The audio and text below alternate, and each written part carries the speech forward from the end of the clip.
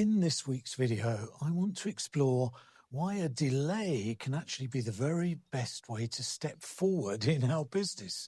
Now, there's a saying in the business world, so often repeated that it's become agreed upon without any real consideration.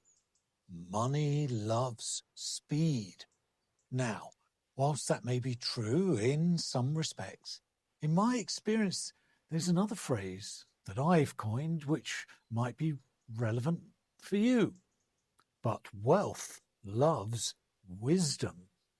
So after my very first online launch basically failed, I didn't rush to fix anything. I know it's tempting to make an outward show of resilience and simply retry only harder, but this kind of bullish grafting only would lead to burnout. And as far as I'm aware, the market is really the prime determinant of our effectiveness. And the market came back with a resounding no, or in my case, apart from two friends, a resounding silence.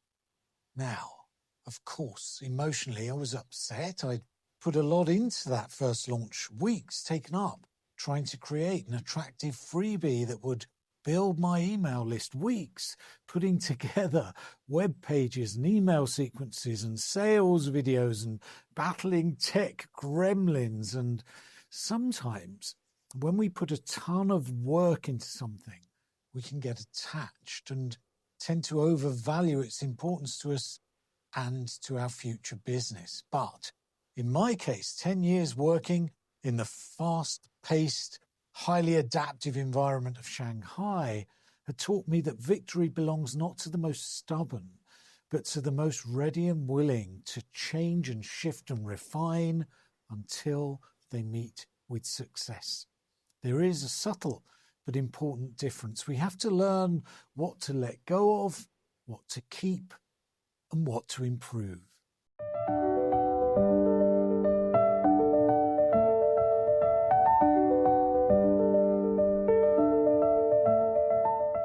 The critical first step, counterintuitively, to pause.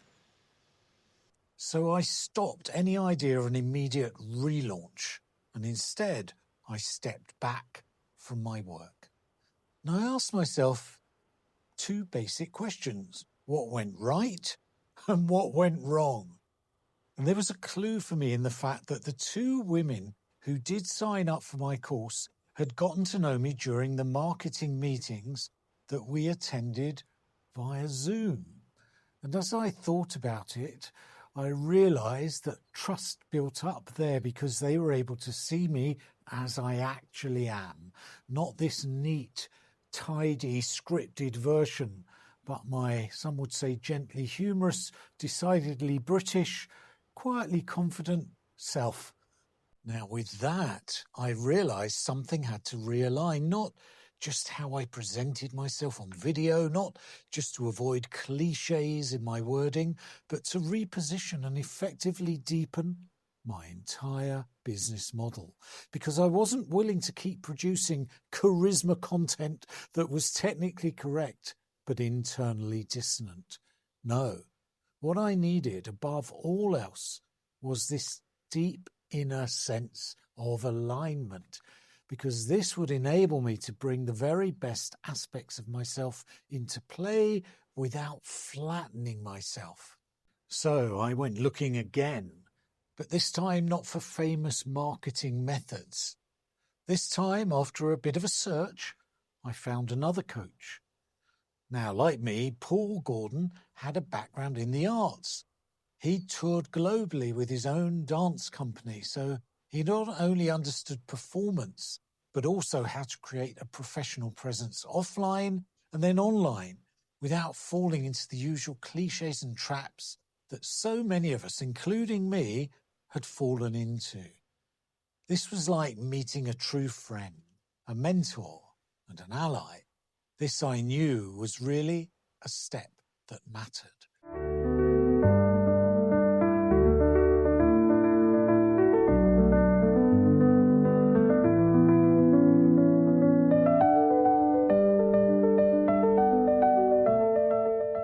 I didn't need to be taught how to be natural on camera. What I needed was to relearn how to bring the essence of myself to the lens, so I wasn't anymore pushed down, and then how to ensure that that essence was in itself commercially viable. And that's something very different.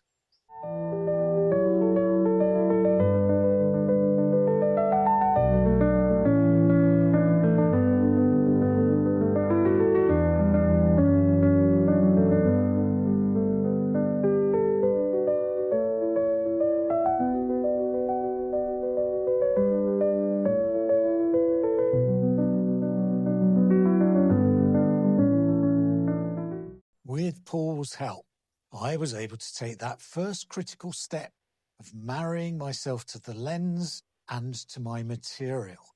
Now, I know that this step had to precede any commercial considerations whatsoever, because when we rush to commercialism, inevitably we rush to cookie-cutter cliches. And I know where that road ended. However, what really surprised me was this.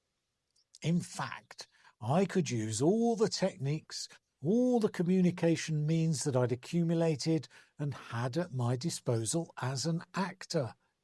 They were still there. But what I wasn't used to was using these skills in the service as simply showing up as myself, not a character in a play or a movie, not some sort of predetermined role, not any kind of a professional performative dance, but my full professional self.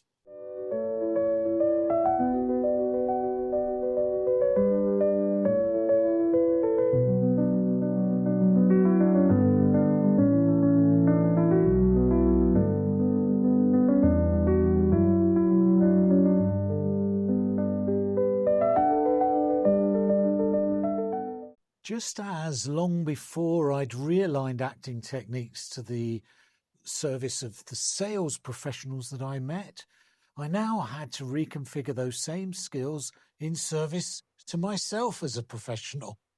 So everything I'd learned in film, in theatre, in television about presence, about listening and responding, about how to communicate truth, about the critical importance of tone, voice, timing, all of it, I had to apply it to my own business, not in order to perform better, but in order to be truly congruent, to not flatten myself.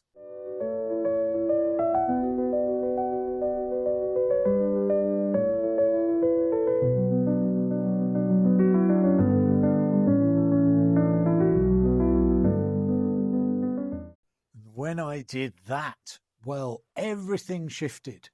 I started to find success, not because I became suddenly louder or more visible or jazz hands, but because I was finally relatable. The right people responded, and it turned out, amazingly, that they were people just like me, in the sense that they too carried years or decades of profound expertise, but they had difficulty expressing this expertise in ways that were truly effective for them. What I'd inadvertently discovered, in effect, was a pattern of relatability, relevance, and resonance that allowed us not to shrink ourselves, but rather to expand effectively into the market.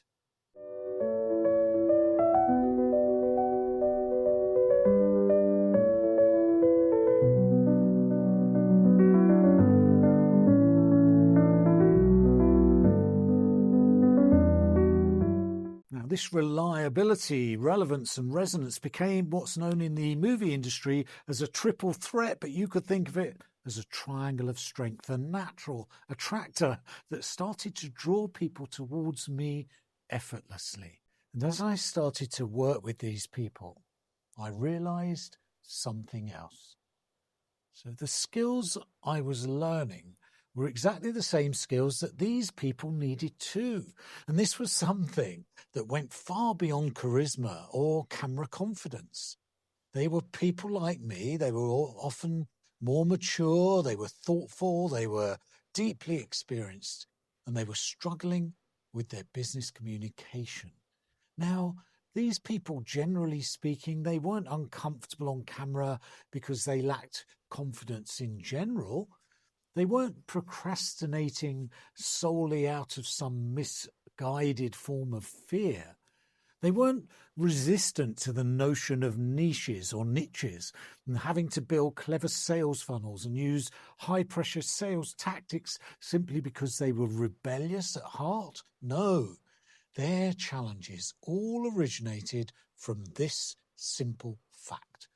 They'd never been shown how to be fully themselves in the online business world, in the online business context. They may have come across the well-worn phrase, be authentic, but in truth, this phrase didn't help them at all. What they needed were the communication principles that allowed their expression to be both truthful, telling, and attractive to the market. Now, that's something that's far more intricate, more involved, and indeed far more interesting than a simple nod to authenticity.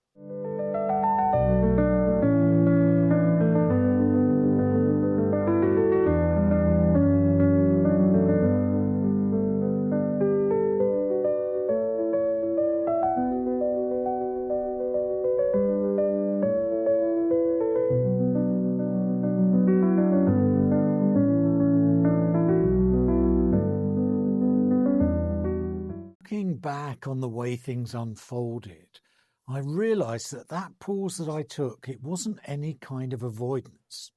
In fact, it was preparation for a deeper, more profound, and ultimately more meaningful level of work. And for many of us, as experts, when we delay, it's often our way of saying something needs to realign or recombine or refine before it can move forward.